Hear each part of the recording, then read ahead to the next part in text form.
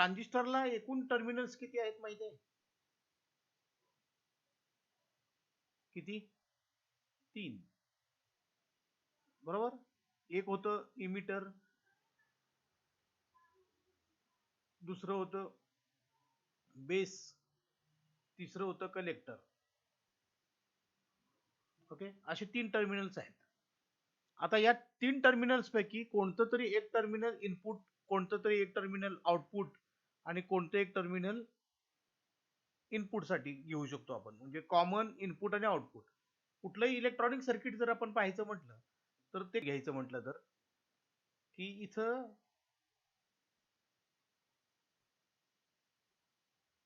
हे सर्किट आहे समजूया आपण. याला आपण काय करतो? इनपुट देतो. बरोबर आहे? आणि त्याच्याकडून काय घेतो? आउटपुट घेतो. ओके, म्हणजे इनपुट देणं आणि आउटपुट घेणं. इनपुट देण्यासाठी एक टोक आहे, आउटपुट घेण्यासाठी एक टोक आहे. पण इलेक्ट्रिकली जर बघितलं आपण तर इनपुट देताना सुद्धा आपल्याला 2 टर्मिनलची गरज असते. बरोबर का नाही? आणि त्यातलं एक नेहमी काय असतं तर ते ग्राउंड असतं. आलं लक्षात? नेहमी एक असतं ते काय असते? ग्राउंड असते. मग इथं ग्राउंड एक टर्मिनल असेल आणि हे इनपुट टर्मिनल, आणि याच्या दरम्यान आपण इनपुट सिग्नल इथं फीड करणार आहे. बरोबर. तसंच आउटपुट घेताना पण तोच प्रकार आहे. इथं आउटपुट या टोकातून घ्यायचं, पण एका टोकात आउटपुट घेता येतं का? नाही घेता येत. तर त्याला 2 टर्मिनलची गरज पडतेच. बरोबर. इव्हन आउटपुटचं व्होल्टेज बघायचं असेल, आउटपुटला लोड जोडायचा असेल तर आपल्याला 2 टर्मिनलची आवश्यकता आहे. आणि लोड जोडायचा असेल तर आपण या 2 टोकाला असा लोड जोडणार आहे. लोड रेजिस्टन्स RL असं म्हणूया आपण. ओके. सोर्स जोडायचा असेल, इनपुटला सोर्स काय द्यायचा असेल तर आपण इथं सोर्स जोडणार आहे. त्या सोर्सला 2 टोक असतील, एक प्लस आणि एक ग्राउंड अशा अर्थाने, आणि मग ती आपण अशी जोडणार आहे. बरोबर. म्हणजे हे इनपुट दिलं, हे आउटपुट घेतलं, आणि या दोघांच्या मध्ये जर बघितलं तर इथं इनपुट साईडला पण ग्राउंड आहे, आउटपुट साईडला पण ग्राउंड आहे. म्हणजेच या सर्किटला एक टर्मिनल ग्राउंड असण्याची गरज आहे. बरोबर. म्हणजे कोणतंही सर्किट घेतलं आपलं तर त्याला इनपुट, आउटपुट आणि ग्राउंड असे 3 टर्मिनल्स असलीच पाहिजेत असं होणार आहे. ओके. कारण हे ग्राउंड जे आहे ते दोन्ही मध्ये इनपुट आणि आउटपुट साइड मध्ये कॉमन असणार आहे. आता मग हे काय असेल सर्किट? मग हे भले एखादं रेक्टिफायर असेल, ऍम्प्लिफायर असेल, ऑसिलेटर असेल. ओके. ऑसिलेटरच्या केसमध्ये फक्त इनपुट साइड येत नाही, फक्त आउटपुट येतो. ओके. परंतु त्याला इंटरनल फीडबॅक त्याचा जो पडलेला असतो तो आपण डिटेलमध्ये शिकू नंतर. परंतु कुठलंही सर्किट घेतलं तुम्ही तर त्याला इनपुट, आउटपुट आणि ग्राउंड असे 3 पार्ट येतीलच. मग जास्त करून आता आपण ट्रेस देतोय तो कशावर देतोय तर ऍम्प्लिफायर वर देतोय. कशावर? ऍम्प्लिफायर वर. मग हा समजा ऍम्प्लिफायर सर्किट आहे तर त्याला इनपुट देणार आहे आणि तुम्ही आउटपुट घेणार आहे, आणि एक टर्मिनल त्याचं कॉमन असणार आहे.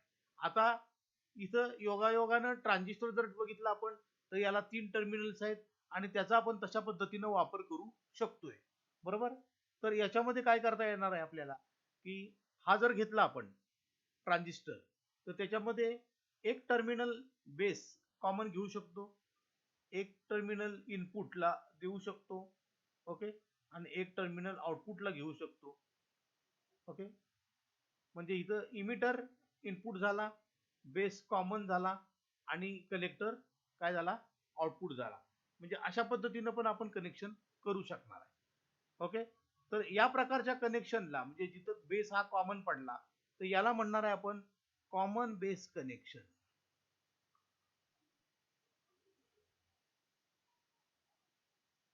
आणि ऍक्च्युली हे काय करतंय तर ऍम्प्लिफिकेशन करतंय. हा ऍम्प्लिफायर आहे, त्यामुळे तुम्ही याला सीबी ऍम्प्लिफायर जरी म्हटलात तरी चालणार आहे. शॉर्टकट मध्ये सीबी म्हटलं जातं कॉमन बेसच्या ठिकाणी. ओके. तर अशा पद्धतीनं हा सीबी ऍम्प्लिफायर तयार झालेला आहे. आता आपल्याला याच पद्धतीनं सी बीच्या ऐवजी इमिटरला जर कॉमन ठेवलं तर काय होईल हे एक बघून घेऊया. दुसरा ऍम्प्लिफायर आपण तयार करतोय. मी इथं काय काय लिहू ते तुम्ही सांगायचं. बरोबर. हे कॉमन ग्राउंड घेतलेलं आहे आपण. हा. नंतर ट्रान्झिस्टर जो आपण इथं घेतला आता आधीच्या सर्किटला त्याच्यात बेस कॉमन घेतला होता. हा पहा, हा बेस आहे तो ग्राउंडला जोडला. ओके. हे इमिटर आहे ते इनपुटला जोडलं आणि कलेक्टर आउटपुटला जोडलेलं आहे. ओके. आता मला इथं काय करावं लागेल दुसरा, मी जर कॉमन इमिटर ऍम्प्लिफायर मला तयार करायचा आहे.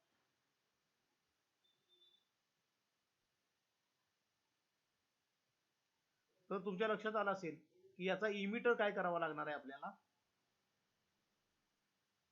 कॉमन करावा लागणार आहे. ओके, हे इमिटर कॉमनला येणार आहे, बेस हा इनपुटला येणार आणि कलेक्टर हा त्याच्या आउटपुटला जाणार आहे. ओके, त्यावेळेला या प्रकारच्या ऍम्प्लिफायरला आपण म्हणणार आहे कॉमन इमिटर ऍम्प्लिफायर. हा बेस आहे, हा इमिटर आहे आणि हा कलेक्टर आहे. ओके, हे झालं कॉमन इमिटर कनेक्शन. येते लक्षात तुमच्या? इथं आपण इनपुट देतोय, इथं आउटपुट घेतोय. इनपुट आपण सोर्स मार्फत देणार आहे, म्हणजे असा सोर्स असेल काहीतरी व्होल्टेज, त्याला आपण व्ही इन म्हणूया, आणि इथं लोड जोडणार आहे आपण, ज्याला आपण आर एल म्हणूया.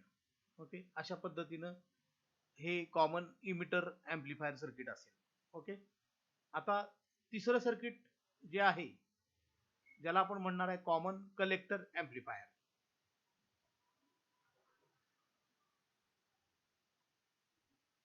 Common collector amplifier. ओके, याच्यामध्ये कलेक्टर हा कॉमनला येणार आहे, इमिटर हा आउटपुटला जाणार आहे, तर बेस हा इनपुट साइडला येणार आहे. ओके, हा बेस आहे, हा कलेक्टर आहे, हा इमिटर आहे. हा, आणि इथं आपण काय करणार आहे, इनपुट सिग्नल देणार आहे. तुम्हाला ही कनेक्शन्स कळतायत का? पहा, फार महत्वाचं आहे. हे कसं केलं ते कळलं? इमिटर आणि ग्राउंड यांच्या दरम्यान लोड रेजिस्टन्स, बेस आणि ग्राउंड यांच्या दरम्यान इनपुट सिग्नल, आणि कलेक्टर ग्राउंडला जोडणे. मला लक्षात? अशा पद्धतीने केलेलं आहे. आता हे तिन्ही ऍम्प्लिफायर सर्किट मी काढले, पण तुम्ही इथं म्हणाल की मला इथं इमिटर जंक्शन फॉरवर्ड बायस आणि कलेक्टर जंक्शन रिव्हर्स बायसची बॅटरी कुठं दिसली नाही, परंतु ती अस्तित्वात आहे असं समजायचंच आहे. आपण याला डीसी व्होल्टेज देणार आहोतच. आता with DC voltage circuit connection कसं येईल हे पण आपण पाहूया. इथं मी फक्त एक कन्सेप्ट घेतली तुमची, एक संकल्पना की कॉमन बेस म्हणजे काय असेल, कॉमन इमिटर म्हणजे काय, कॉमन कलेक्टर म्हणजे काय. ओके, पण याला बायासिंग दाखवलेलं नाही आपण इथं. तर बायासिंग त्याला असणारच आहे, म्हणजे इमिटर जंक्शन फॉरवर्ड बायस आणि कलेक्टर जंक्शन रिव्हर्स बायस हा प्रकार आपल्याला कायमस्वरूपी करायचाच असतो.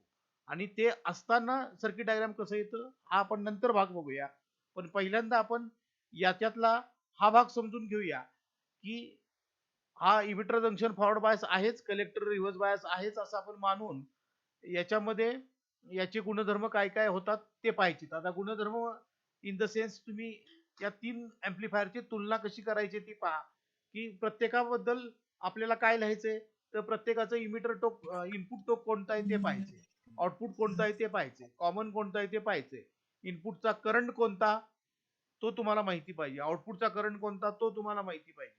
ओके, इनपुट व्होल्टेज म्हणजे नक्की कोणतं व्होल्टेज, आउटपुट व्होल्टेज म्हणजे कोणतं व्होल्टेज, हे आपण इथं अभ्यासायचे.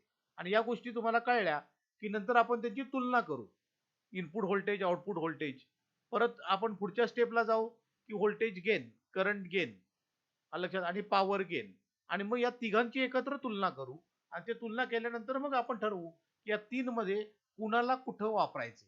लक्षात, तीन प्रकारचे ऍम्प्लिफायर आहेत, सीबी आहे, सीई आहे आणि सीसी आहे. आता यांचे गुणधर्म अभ्यासल्याशिवाय आपल्याला याची तुलना करता येणार नाही, आणि ती तुलना आपण करू आणि तुलना करून ठरवू की मग सीबी कुठं वापरायचा, सीई कुठं वापरायचा आणि सीसी कुठं वापरायचा. ओके, तर आता आपण यांच्या तुलनेला सुरुवात करूया. हे तीन सर्किट डायग्राम्स आहेत. ओके, याची तुलना करताना काय काय करावं लागेल पहा.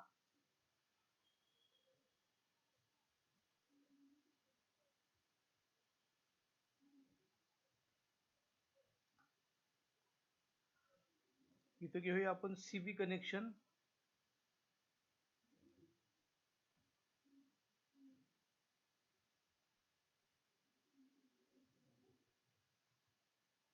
त्याच्यानंतर सीई कनेक्शन आणि सीसी कनेक्शन. पहिल्यांदा मला सांगा तुम्ही इथं इनपुट टोक कुठला असेल?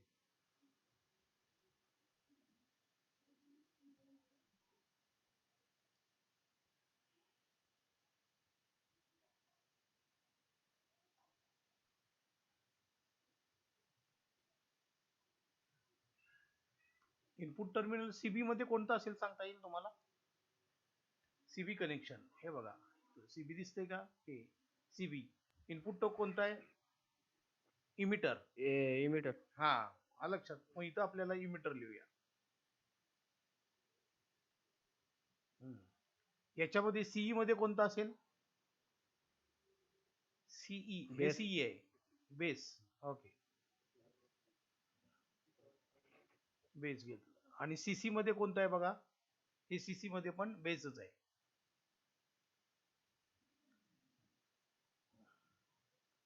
ओके. नंतर आउटपुट टर्मिनल कुठला असेल?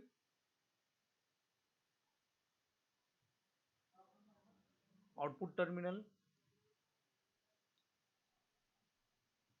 कलेक्ट. हा, बघायचे.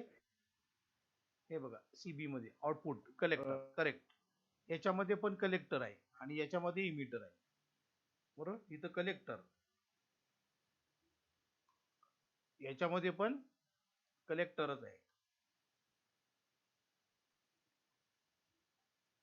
आणि याच्यामध्ये इमिटर.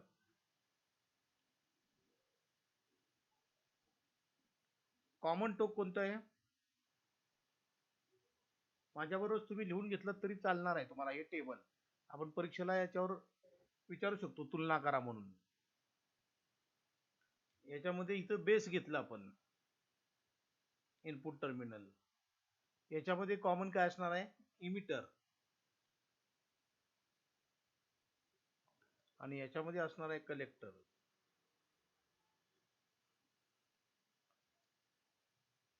आता याच्यामध्ये इनपुट कलेक्टर. हा, करंट कोणता, नंतर आउटपुट करंट कुठला, ते तुम्ही सांगायचे. परत याच्यामध्ये इनपुट व्होल्टेज कोणतं,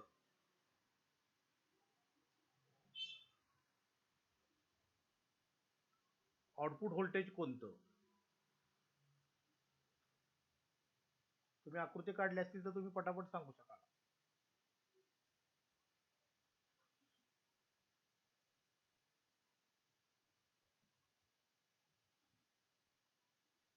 बरोबर. इनपुट व्होल्टेज, आउटपुट व्होल्टेज सांगा. इनपुट रेजिस्टन्स,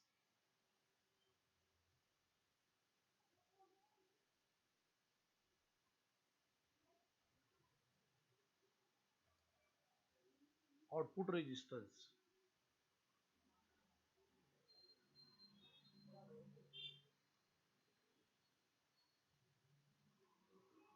हा एक सांगायला लागेल.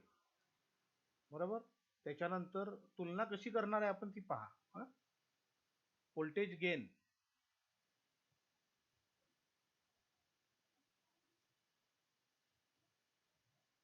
नंतर करंट गेन,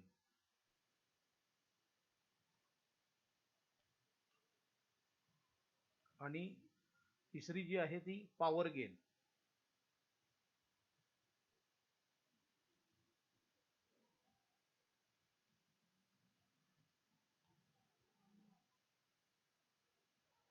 एवढ्या पॉइंटची आपण तुलना करणार आहे पहिल्यांदा. ओके. अजून एक पॉइंट घ्यायला हरकत नाही, तो म्हणजे फेज.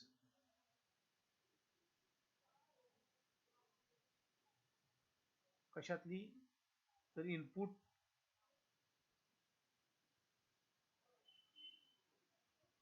आउटपुट मधली फेज.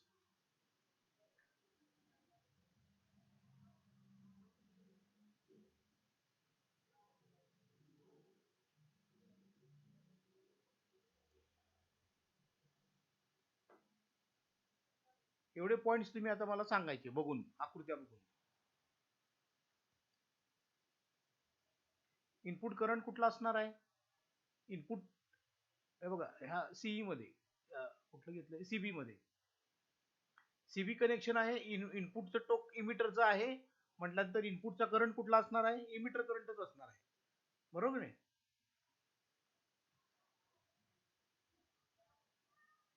आउटपुटचा करंट कुठला असणार आहे? आउटपुटचं टोक कलेक्टर आहे म्हटल्यानंतर कलेक्टर करंटच असणार आहे.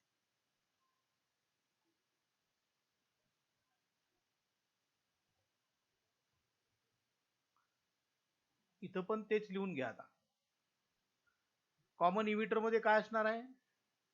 इनपुटचं टर्मिनल आहे बेस, म्हणजे बेस करंट हा इनपुट करंट असणार आहे.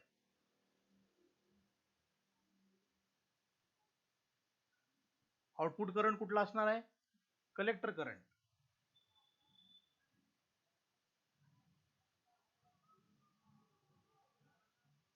याच्यामध्ये इनपुट करंट कुठला असणार आहे? Base current. आणि आउटपुट करंट कोणता असणार आहे? Emitter current. Emitter current. हा,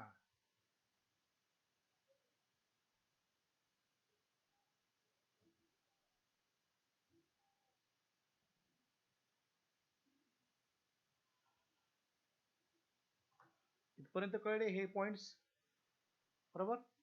हो करंट हो कुठले कुठले आहेत ते वगैरे. हा, तुलना लक्षात ठेवा, 10-15 पॉइंट आहेत, पण तुम्ही आरामात लिहू शकणार आहे, कारण फक्त आकृती बघितली कळलं पाहिजे. आता इनपुट व्होल्टेज आणि आउटपुट व्होल्टेज आता बघूया. इथं इनपुट व्होल्टेज, आता पहिलं कॉमन बेसला जातो मी. इनपुट व्होल्टेज म्हणजे कुठलं येणार आहे बघा, बघा इथं तुमच्या लक्षात आलं असेल आता. हा ग्राउंडचं टोक आणि हे इनपुटचं टोक, या दोघांच्या मधलं व्होल्टेज, बरोबर नाही? या दोघांदरम्यानचं.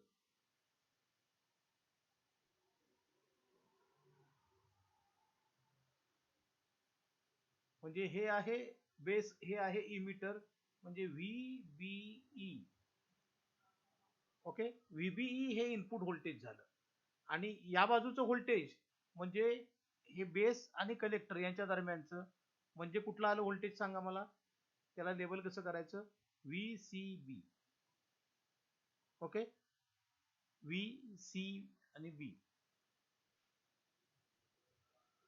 येते लक्षात ना तुमच्या? आता हे व्होल्टेज लेबल करताना सुद्धा एक कन्व्हेन्शन ठरलेलं असतं की पहिलं लेटर जे असतं ते हायर व्होल्टेजचं घ्यायचं, दुसरं लेटर असतं ते त्याच्यापेक्षा कमी व्होल्टेज वाल्याचं घ्यायचं. ओके, परंतु एक म्हणजे इथं लिहिताना या बाजूला जे व्होल्टेज असणार आहे ते बघून आपल्याला करावं लागतं, परंतु नोटेशन एक ठरलंय की बेस इमिटर मध्ये ना बीईच लिहिलं जाते. हे व्हीबीई झालं, हे व्हीसीबी झालं, आणि हे जे व्होल्टेज आहे या कलेक्टर आणि इमिटरच्या दरम्यान याला नेहमी लेबल केलं जातं व्हीसीई. तर हीच लेटर आपण नेहमी वापरणार आहे, हा लक्षात. म्हणजे पॉझिटिव्ह निगेटिव्ह पोलॅरिटीच्या ऐवजी तुम्ही आपलं नेहमीला वापरताना लेटर अशीच वापरा. बी आधी ई नंतर, सी आधी बी नंतर, आणि सी आधी आणि ई नंतर, या पद्धतीनं वापरा. ओके, आता तीच वापरूया. आता इथं इनपुट साईडचं व्होल्टेज बघितलं तर व्हीबीई आहे, आणि आउटपुटचं व्होल्टेज काय आहे? व्हीसीबी आहे, आणि हे या दोन टोकातल्या दरम्यानचं व्होल्टेज व्हीसीई आहे. आपल्याला विचारलंय इनपुट व्होल्टेज आणि आउटपुट व्होल्टेज, म्हणजे आपण व्हीबीई आणि आउटपुटचं व्हीसीबी लिहिणार आहे. ओके, म्हणजे इनपुट टोक आणि कॉमन यांच्या दरम्यानचं व्होल्टेज, आउटपुट टोक आणि बेस यांच्या दरम्यानचं व्होल्टेज, असं ते लिहायचंय, बरोबर? म्हणजे आता इथं आपण इनपुट व्होल्टेज कुठलं आहे विचारलं इथं. आता आपल्याला कुठलं लिहावं लागेल सांगा पाहू. व्हीबी. हा, व्हीबीई चालेल.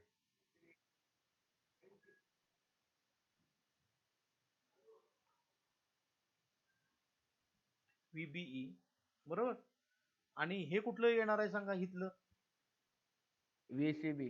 व्ही नाही, ह्याच्यात सीई कनेक्शन मध्ये इनपुट म्हटल्यानंतर बेस आणि इमिटर यांच्या दरम्यानच असणार आहे. हे बघा, इनपुट टोक आणि कॉमन टोक याच्या दरम्यानचं व्होल्टेज. हे बघा इथं बेस आणि इमिटर यांच्या दरम्यानचं व्होल्टेज होतं, व्हीबीई लिहिलं. इथं पण बेस आणि इमिटरच्या दरम्यानच व्होल्टेज आहे, त्यामुळे इथं पण आपण लिहिणार आहे व्हीबीई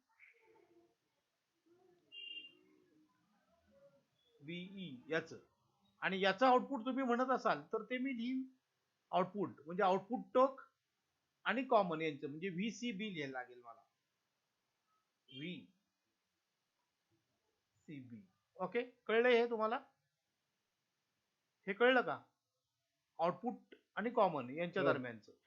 इथं पण इनपुट आणि कॉमन यांच्या दरम्यानचं आहे हे. आता इथलं कुठलं येईल सांगा बरं? आउटपुटचं टोक काय आलेलं आहे? कलेक्टर आहे. कॉमनचं काय? इमिटर, म्हणजे व्हीसी. हा, व्हीसीई लिहायला लागेल. हे बघा, कॉमन इमिटर मध्ये हे कलेक्टर आहे, हे इमिटर आहे, या दोघांच्यातलं व्होल्टेज म्हणजे व्हीसीई व्होल्टेज. लक्षात आलाय मुद्दा?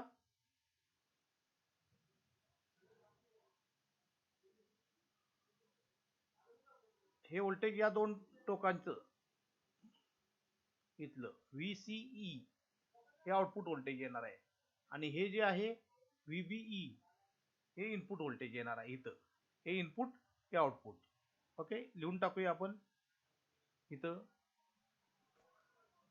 आउटपुट जे आहे ते व्ही सीई असणार आहे. ओके, आणि कलेक्टर साठी, कॉमन कलेक्टर साठी काय आहे पहा? व्ही सी बी आणि व्हीसीई. व्हीसीबी लक्षात घ्या. व्ही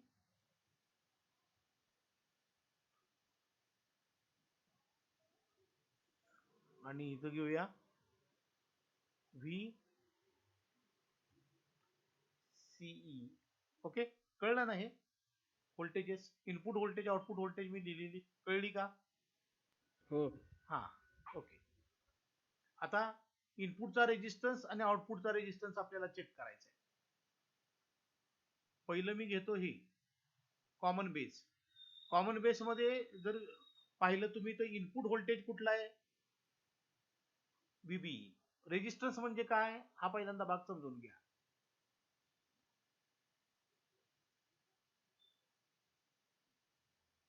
आर बरोबर सूत्र काय?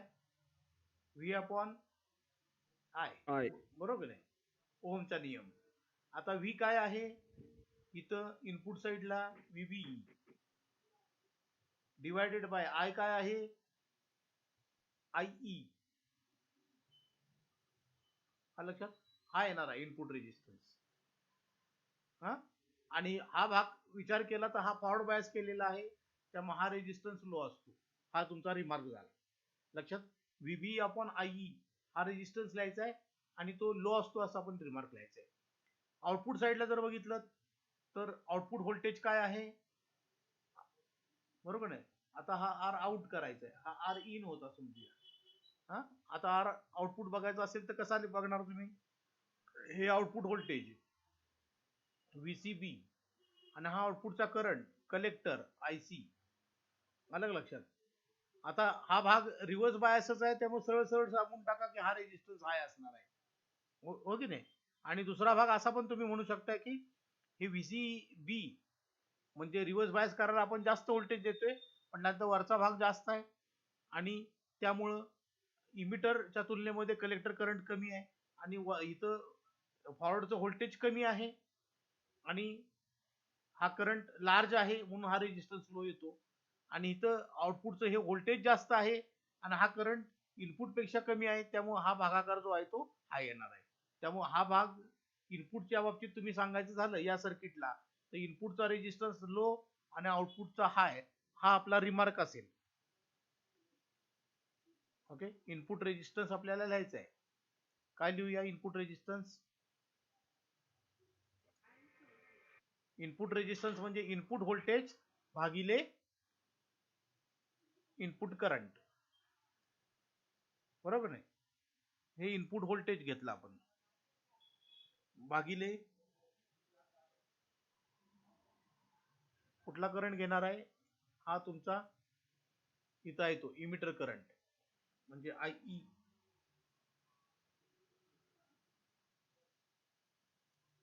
आणि हा कसा असणार आहे? साहजिकच लो असणार आहे. ओके, आणि आउटपुटचा आता आपण चेक केला याचाच, तर हा होता आउटपुटचं व्होल्टेज, हे घेतलं आपण.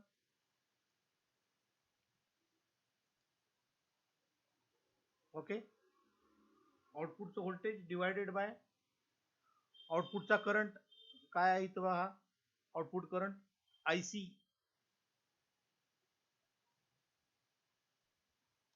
आणि हा कसा असणार आहे, हाय.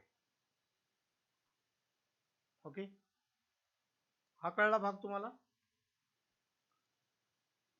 Input resistance low, output resistance high, कशाच्या बाबतीत, CB कनेक्शनच्या बाबतीत. आता CE कनेक्शनला जावा. CE कनेक्शन 2 नंबरचं, इथं बघा, हे इनपुट व्होल्टेज आहे, हा बेस करंट, हा इनपुट करंट आहे, नंतर हे VC हे आउटपुट व्होल्टेज आहे, आणि I हा आउटपुट करंट आहे. आता इथं सुद्धा हे जंक्शन फॉरवर्ड बायस आहे राहणार आहे, त्यामुळे हा रेजिस्टन्स लो आहे, आणि हा VCE चा रेजिस्टन्स आहे तो कंपॅरेटिव्हली लो येणार आहे. कशाच्या तुलनेमध्ये, या CBच्या तुलनेमध्ये. आलं लक्षात, हा सॉरी पहिला CB आहे तो त्याच्या तुलनेमध्ये. तर इथं आता बघा, हा इथं CE घ्यायचं होतं आपल्याला, सॉरी. इथं पहा, CE कनेक्शन मध्ये हे इनपुट व्होल्टेज दाखवले, हा इनपुट करंट असणार आहे, इनपुट करंट IB. आता इथलं जर तुम्ही बघितलं R in, तर तो कसा असणार आहे, VBE डिवायडेड बाय IB. आता इथं मला सांगा, इनपुट रेजिस्टन्स कमी येईल का जास्त येईल. आता इथं बेस करंट आला, मग अशी डिवायडेड बाय केला की नाही, तो काय होता, इमिटर करंट होता इथं, आणि इमिटर करंटच्या तुलनेमध्ये बेस करंट हा अत्यंत कमी असतो. म्हणजे तिथं वरचं व्होल्टेज तेच आहे, खालचं करंट फक्त काय झालेला आहे, कमी झालेला आहे. म्हणजेच आपलं काय होणार आहे, हा रेजिस्टन्स मध्यम येणार आहे, एकदम लो पण येणार नाही, फॉरवर्ड बायस जरी असला तरी. ओके, त्याचबरोबर इथं जर पहा, आउटपुटच्या बाबतीत VCE डिवायडेड बाय IC हा येणार आहे. VCE व्होल्टेज जास्तच असतं, कलेक्टर करंट पण जास्त आहे, हा रेजिस्टन्स हायच येणार आहे, कारण VCE जास्त असल्यामुळे. ओके, त्यामुळे हा रेजिस्टन्स मीडियम आणि हा हाय, असं आपल्याला रिमार्क मारता येईल. आणि याच्या बाबतीत जर म्हणाल तर VCB हे इनपुट साईडला आलं, हा रेजिस्टन्स जास्त आला, लक्षात. आणि या तुलनेमध्ये हा रेजिस्टन्स VCE चा कमी येतो, त्यामुळे हा इनपुटचा रेजिस्टन्स जास्त आणि आउटपुटचा कमी. हा रेजिस्टन्स मी लिहून घेतो, इनपुटचा, इनपुट रेजिस्टन्स म्हणजे इनपुट व्होल्टेज आणि इनपुट करंट मधला, बरोबर. आता इथे इनपुट व्होल्टेज काय आहे, VBE आहे, मी VBE घेतो. आता मी डिवायडेड बाय काय करणार आहे, इनपुट करंट करणार आहे. इनपुट करंट कुठला आहे पहा, इथं बेस करंट म्हणजे IB,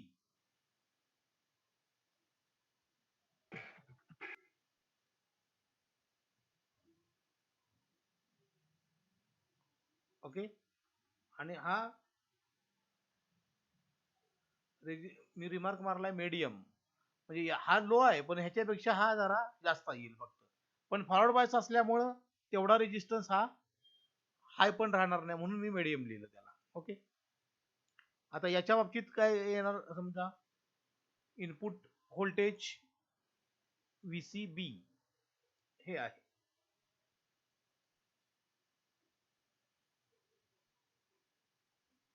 input current emitter current आहे.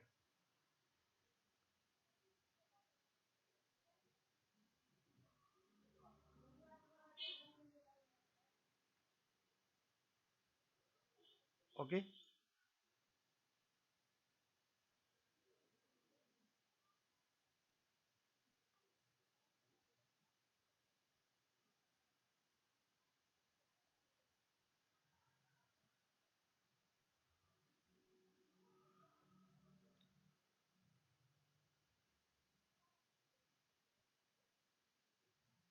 हा पण हाय असेल.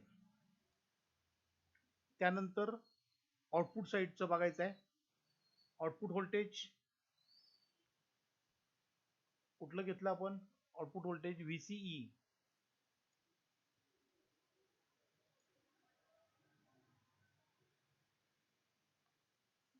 Divided by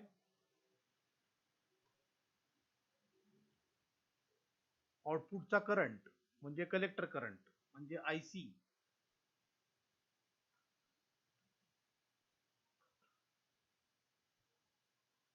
okay. आता हे सुद्धा कसा येणार आहे, अगदी हाय नव्हे पण मीडियम तरी येणारच आहे.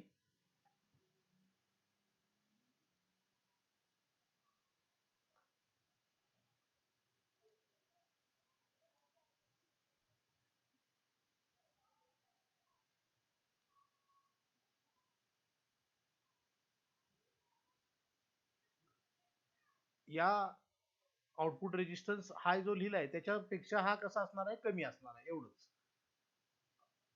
आता हा बघूया हा कसा येतोय. याचा आउटपुट व्होल्टेज काय आहे, व्हीसीबी आहे.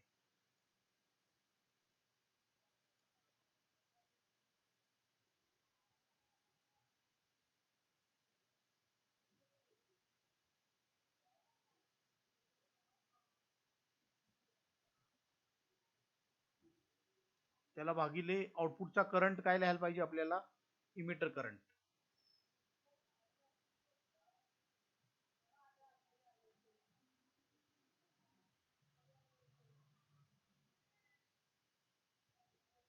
आई.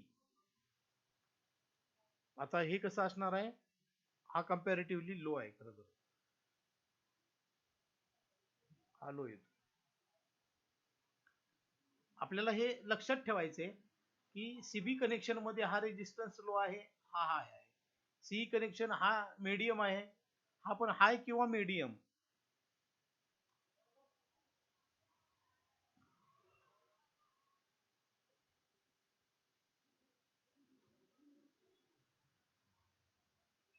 या रेंज मध्येच येणार आहे आणि हा पण लो येणार आहे. आता ह्याच्यावरून खरं ठरणार आहे की त्याची ऍप्लिकेशन कुठं करता येतील. हा एक महत्वाचा पार्ट आहे, हा तो मी तुम्हाला एक्सप्लेन करेन त्यावेळेलाच बरोबर. आता व्होल्टेज गेन काढायची असेल तर ती कशी काढायची, त्याचं सूत्र इथं काय येणार आहे ते तुम्ही सांगायचे. व्होल्टेज गेन म्हणजे काय पहिल्यांदा मी सांगतो आणि नंतर तुम्ही त्याचं इथं फॉर्म्युला लिहू शकाल. Okay. Voltage gain, current gain आणि पॉवर गेनचा. तर पहिल्यांदा मी सीबी कनेक्शनच्याकडे येतो. व्होल्टेज गेन मी तुम्हाला म्हटले, तर व्होल्टेज गेन म्हणजे काय हा प्रश्न तुमच्या पुढे आला असेल. ओके. तर गेन, गेन याचा अर्थ मराठीमध्ये आपण त्याला म्हणतो की मिळकत. म्हणजे काय मिळालं, म्हणजे पेरलं किती आणि उगवलं किती, असं आपण साध्या भाषेमध्ये बोलू शकतो. म्हणजे एक दाना पेरला आणि त्याच्यापासून जर 10 दाणे निर्माण झाले तर आपण म्हणतो मिळकत किती आहे, तर 10 पट असा शब्द आपण वापरतो. मग 10 पट जे आहे त्या 10 पटीला म्हणजे 10 आकड्याला आपण गेन म्हणतो. लक्षात. 1 रुपया इन्व्हेस्ट केला आणि आपण म्हणजे गुंतवणूक केली आणि त्याच्यापासून आपल्याला 10 रुपये मिळाले, तर आपण म्हणायचं की किती मिळकत झाली किंवा गेन किती झाली, तर 10 झाली, असं त्याचा अर्थ. म्हणजे इथे ऍम्प्लिफायरला पण कसं आहे, इनपुट व्होल्टेज 1 दिलं, आलं का, 1 व्होल्ट दिलं आणि आउटपुटला समजा तुम्हाला 10 मिळालं, तर किती पटीनं वाढलं, तर 10 पटीनं वाढलं, म्हणून याला म्हणणार आहे गेन 10. आलं लक्षात. आता आपण विचार करतोय व्होल्टेजचा, म्हणजे इनपुट व्होल्टेज आणि आउटपुट व्होल्टेज यांचा आपण काय करतोय, गुणोत्तर घेतोय. म्हणजे इथं पण पहा की 1 व्होल्टेज दिलं आणि 10 मिळाले, म्हणजे 10 भागिले 1 बरोबर 10 असं उत्तर आलेलं आहे. म्हणजे थोडक्यात आउटपुट भागिले इनपुट बरोबर गेन. ओके. म्हणजे आउटपुट भागिले इनपुट, मग आउटपुट व्होल्टेज असेल आणि इनपुट व्होल्टेज असेल तर त्याला व्होल्टेज गेन म्हणा. आउटपुट करंट असेल आणि इनपुट करंट असेल आणि त्यांचं गुणोत्तर तुम्ही घेतलं तर त्याला तुम्ही करंट गेन म्हणा. आणि पॉवरच्या बाबतीत तसंच करा की आउटपुट पॉवर भागिले इनपुट पॉवर म्हणा, किंवा दुसराही त्याला मार्ग आहे तो म्हणजे की पॉवर गेन आणि व्होल्टेज गेन यांचा गुणाकार, सॉरी पॉवर गेन म्हणजे करंट गेन आणि व्होल्टेज गेन यांचा गुणाकार म्हणजे पॉवर गेन येईल. तशी काढली तरी चालणार आहे आपल्याला. ओके. आता आपण पहिल्यांदा पाहूया की इथं व्होल्टेज गेन ला सूत्र काय वापरणार आणि ती कशी असेल, एक अंदाज वर्तवूया की अंदाजे ती कमी येणार आहे, मध्यम येणार आहे का जास्त येणार आहे, एवढंच आपल्याला इथं आता पाहायचंय पहिल्यांदा. ओके. आणि मग आपल्याला ठरेल की तो ऍम्प्लिफायर म्हणून वापरायचा आहे का आणखी काय त्याचा उपयोग करायचा, हा एक भाग त्याच्यामध्ये येणार आहे. आता व्होल्टेज गेनला आपण इथं वापरणार आहे लेटर ए व्ही असं वापरा. ए व्ही म्हणजे व्होल्टेज गेन. आता आउटपुट व्होल्टेज म्हणजे व्हीसीबी. भागिले इनपुट व्होल्टेज VBE. ओके, याला म्हणणार व्होल्टेज गेन. आणि हे व्होल्टेज जास्त आहे हे कमी आहे, तुम्हाला लक्षात येते. वरचा भाग जास्त आणि खालचा भाग कमी असेल तर गेन आपली हाय येणार आहे, म्हणजे जास्त. ओके, हा एक भाग झाला व्होल्टेज गेनचा. करंट गेनच्या बाबतीत बोलायचं झालं तर काय बोलाल तुम्ही? आउटपुट करंट म्हणजे IC भागिले इनपुट करंट, बरोबर आहे. करंट गेन जर काढायची झाली तर आपल्याला काढून घेऊया लागलीच. करंट गेन बरोबर IC भागिले IE. आता तुम्हाला माहित आहे की ट्रान्झिस्टर मध्ये इमिटर करंट हा जास्त असतो आणि कलेक्टर करंट हा कमी असतो. म्हटलं तर वरचा अंक लहान आणि खालचा मोठा झाला तर साहजिकच हा भागाकार जो आहे तो कसा येणार आहे? लो येणार आहे. ओके, त्यामुळे इथं व्होल्टेज गेन आहे ती जास्त येते तर करंट गेन कमी येते. हा एक रिमार्क आपण याला मारू शकतो CB कनेक्शनला. ओके, CB कनेक्शन, CB कनेक्शनचा रिमार्क मारून टाकूया आपण. व्होल्टेज गेन काय असणार आहे? व्होल्टेज गेन हाय,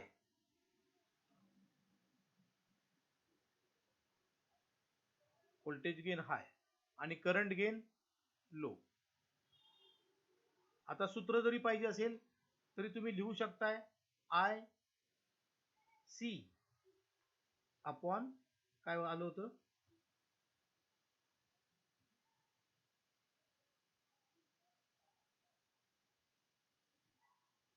IE असं होतं.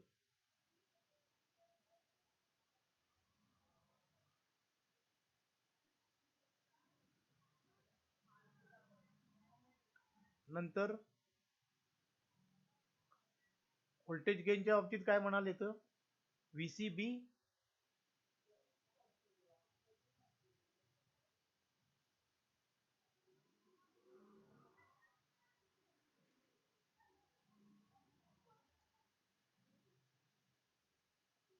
Upon VBE.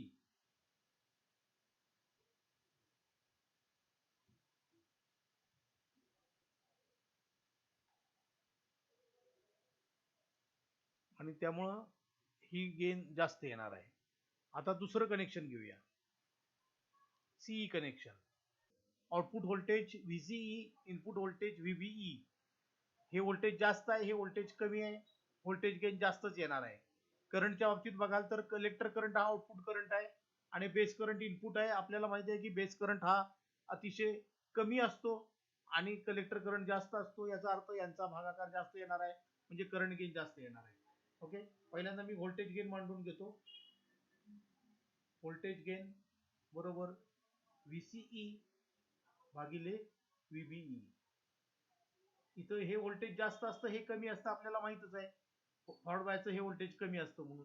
आणि याचा अर्थ असा होतो की हा रेजिस्टन्स व्होल्टेज गेन आहे ती हाय येणार आहे. आता करंट गेनच्या बाबतीत जर तुम्ही बोलाल तर येणार आहे output voltage, output current IC divided by input IB. समजून घ्या की IB हा व्हेरी लो असतो आणि कलेक्टर करंट जास्त असतो, म्हणजेच वरची संख्या मोठी आणि खालची लहान आहे. याचा अर्थ करंट गेन सुद्धा कशी असणार आहे? जास्त असणार आहे. हा एक भाग आला. म्हणजे इथं व्होल्टेज गेन पण जास्त आणि करंट गेन पण जास्त, हा मोठा फायदा आहे CE कनेक्शनचा. आणि म्हणून CE कनेक्शन जास्त करून वापरलं जाणार आहे ऍम्प्लिफायर म्हणून. ओके, इथं पहा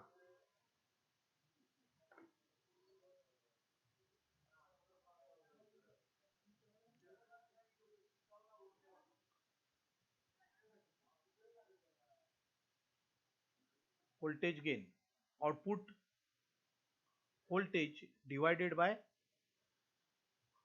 input voltage.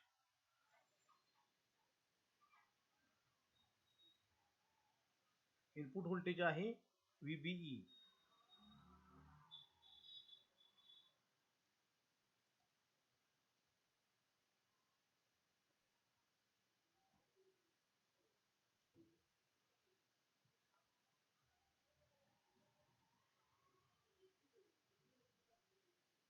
Okay, VC upon VBE येईल. आणि हे कसं असणार आहे? तर हाय व्होल्टेज गेन. नंतर करंट गेन काय आली, तर output current okay divided by input current. हा इनपुट करंट IB आहे आणि ही करंट गेन सुद्धा काय आलेली आहे, जास्त आलेली आहे CE कनेक्शन मध्ये. ओके, आता CC कनेक्शन बघूया. हे CC कनेक्शन, इथं हे व्होल्टेज VCB हे इनपुट व्होल्टेज येणार आहे आणि हे आउटपुट व्होल्टेज येणार आहे. हे VCB सगळ्यात जास्त येणार आहे रिव्हर्स बायसचं व्होल्टेज आणि हे व्होल्टेज कमी येणार आहे. ओके, VCB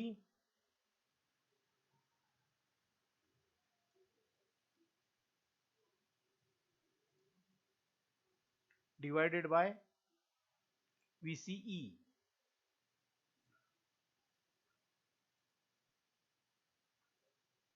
ओके, आणि VCB व्होल्टेज जास्त आहे त्यामुळे ही करंट गेन लो येणार आहे, सॉरी व्होल्टेज गेन, कारण हे व्होल्टेज जास्त आहे आणि हे व्होल्टेज कमी आहे असं आहे. आता करंटच्या बाबतीत बघाल तर इथं काय घडणार आहे, आउटपुट करंट कुठला येतोय, इमिटर करंट, आणि हा बेस करंट. IE हा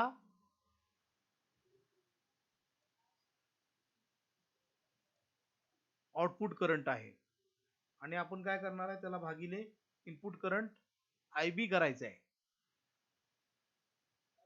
इथून घेतो कॉपी करून.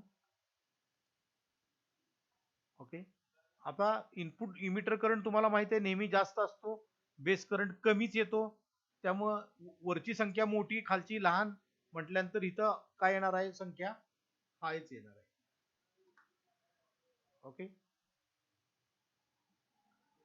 ही तुलना झाली व्होल्टेज गेनची तिन्हीची. बऱ्याच गोष्टी लक्षात येतील. आता इथं पहा, हे दोन्ही शब्द हाय आहेत, मग या दोनचा हायचा गुणाकार म्हणजे पॉवर गेन, व्होल्टेज गेन आणि करंट गेन यांचा गुणाकार म्हणजे पॉवर गेन. त्यामुळे वरची संख्या आणि खालची संख्यांची आपण गुणाकार करणार आहे. तर गुणाकार कसा येईल पहा, हाय कुणाचा येईल आणि लो कुणाचा येईल. हा, तर हे पहा, इथं जर बघितलं तर दोन्ही शब्द हाय आहेत, म्हणजे इथं पॉवर गेन हाय पडणार आहे इथं फक्त, आणि इथं एक शब्द लो आहे एक शब्द हाय आहे, इथं मॉडरेट पडेल आणि इथं सुद्धा मॉडरेट पडेल, कारण एक शब्द लो एक शब्द आहे. ओके, अशा पद्धतीनं काय झालेलं आहे, तर सगळ्यात जास्त पॉवर गेन कुणाची येते, CE एम्प्लिफायरची येते पहा, आणि त्यामुळे CE एम्प्लिफायर जास्त करून प्राधान्याने वापरला जातो. हा एक भाग तुम्हाला महत्वाचा तिथं ठरणार आहे.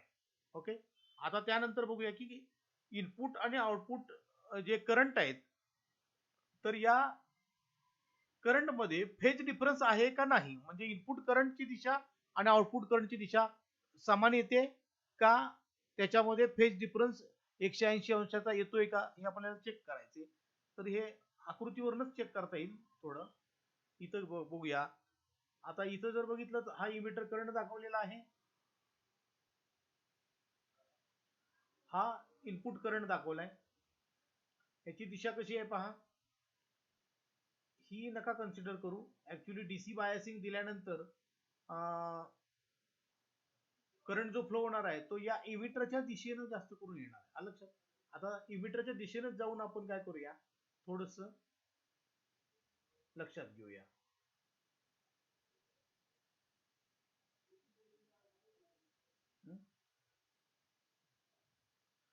हा करंट असा मानूया आपण, चला या दिशेने येतोय समजूया, आणि हा करंट कसा येतोय जो पहा, किंवा बॅटरी जरी घेतली, बेसला व्होल्टेज पॉझिटिव्ह आणि इमिटरला निगेटिव्ह आहे, त्यामुळं हा करंट असा आलेला आहे. ओके, आता याच्या बाबतीत कसं घडेल, कलेक्टरच्या बाजूला व्होल्टेज पॉझिटिव्ह देतोय जास्तच आणि इकडे लोच देतोय, म्हणजे हा करंट येणार आहे असा या दिशेनं व्हायला तरी पॉझिटिव्ह टू निगेटिव्ह, म्हणजे हा बाण असा आला. आता दोन्ही बाजूमध्ये जर बघितलं तर करंटची दिशा अशी आहे आणि याची पण अशीच आहे. याचा अर्थ इनपुट करंटची दिशा आणि आउटपुट करंटची दिशा समान आहे, म्हणजे इन फेज आहे. म्हणजे इनपुट करंट आणि आउटपुट करंट इन फेज आहेत. म्हणजे इथं रिमार्क आपण मारू शकतो की input output current in phase.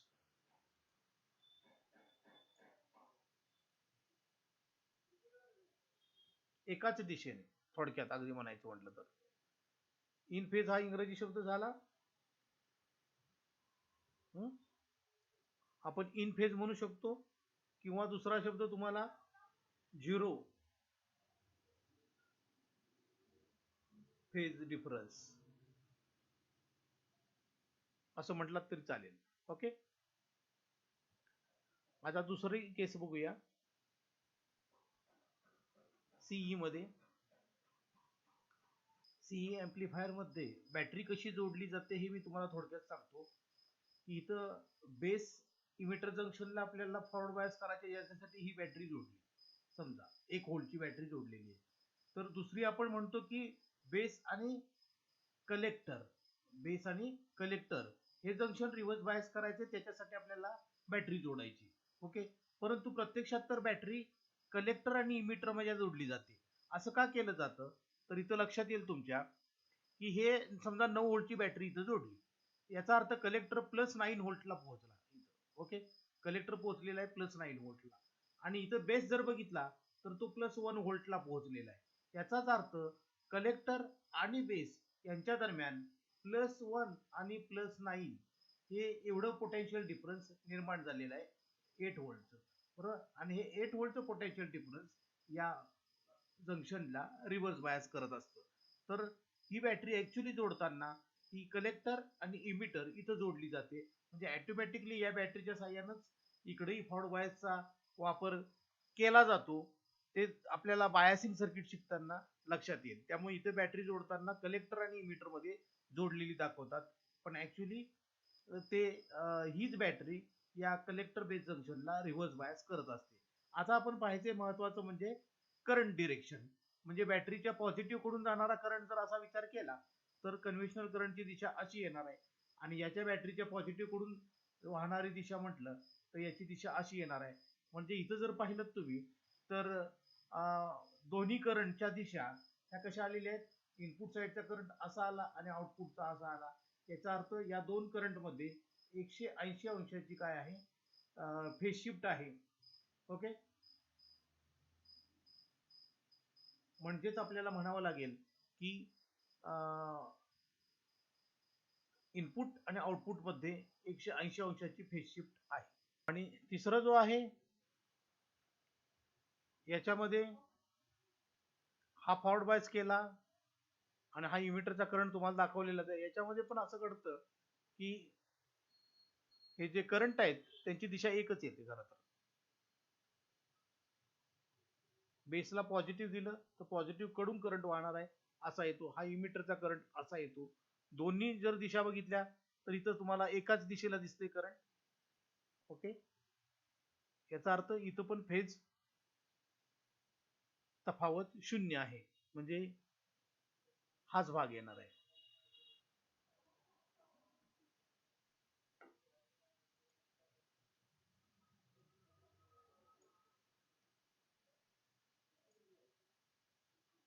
Okay, म्हणजे याच फक्त सीई कनेक्शनला फेज डिफरन्स येतो, बाकी दोघांना इनपुट आणि आउटपुटचे वेव्हफॉर्म जे आहेत यांच्यामध्ये फेज डिफरन्स येत नाही. तर एवढे पॉइंट्स आहेत आता आपण पाहिले की 3 या ऍम्प्लिफायरची तुलना करण्यामध्ये.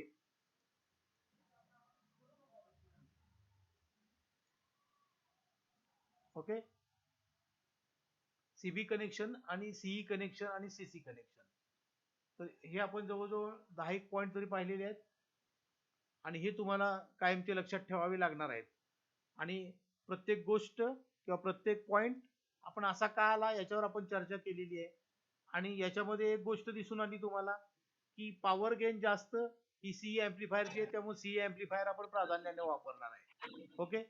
आणि या जो शेवटचा जो आहे सीसी ऍम्प्लिफायर, ऍक्च्युली याला इम्पिडन्स मॅचिंग म्हणून वापरला जातो नेहमी. आणि जिथं करंट गेन जास्त पाहिजे तिथं फक्त सीबी ऍम्प्लिफायरचा वापर केला जातो. ओके.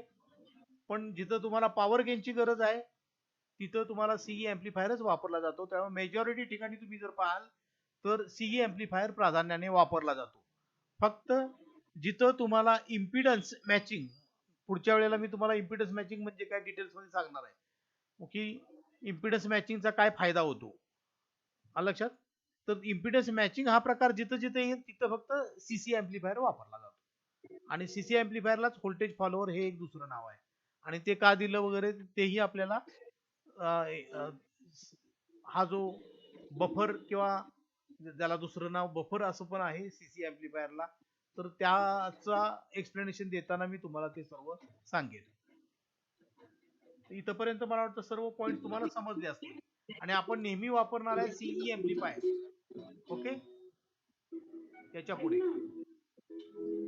बोला, कोणाची काही शंका असेल तर बोलायला हरकत नाही. आवाज बंद करा.